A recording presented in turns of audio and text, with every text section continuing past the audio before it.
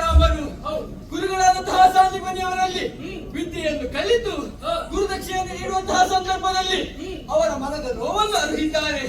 ಹೋದಂತಹ ಮಗನು ಮರಳಿ ಬರಲಿಲ್ಲ ಎಂಬುದಾಗಿ. ಆದ್ದರಿಂದ ಆತನನ್ನು ಮರು ಒಪ್ಪಿಸುವುದಕ್ಕಾಗಿ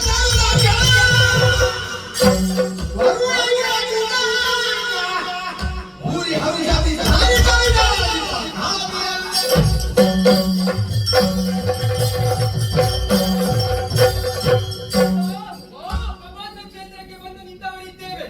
ವರುಣನನ್ನು ಕರೆದಿದ್ದೇವೆ. ಬರುತ್ತಿಲ್ವೇ?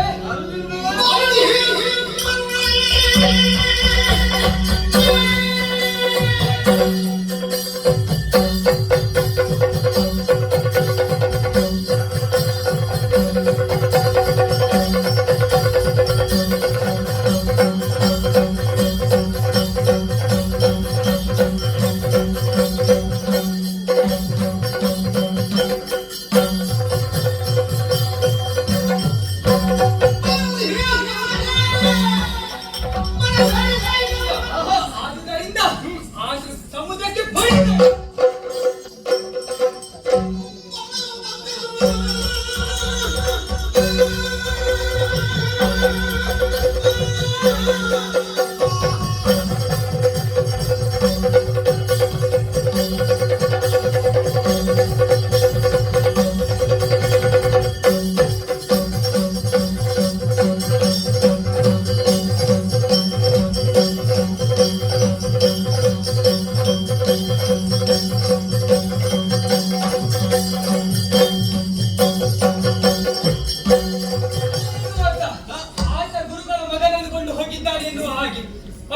ಪಂಚಜನಲ್ಲಿಗೆ ಹೋದೆವು.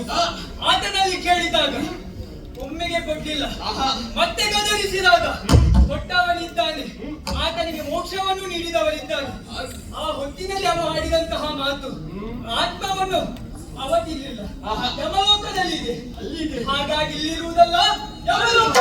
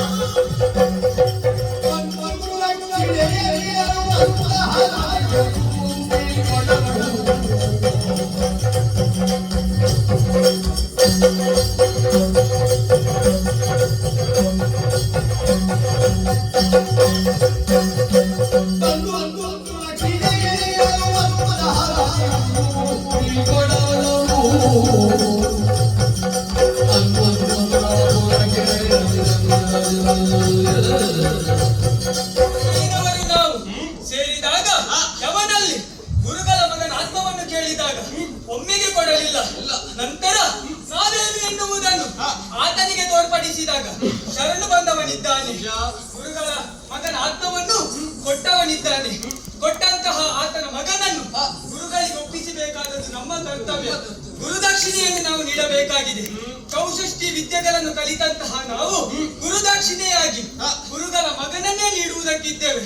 ಹಾಗಾದರೆ ಇನ್ನು ತಡ ಮಾಡುವುದಲ್ಲ, ಗುರುಗಳ ಬಳಿಗೆ ಹೋಗು.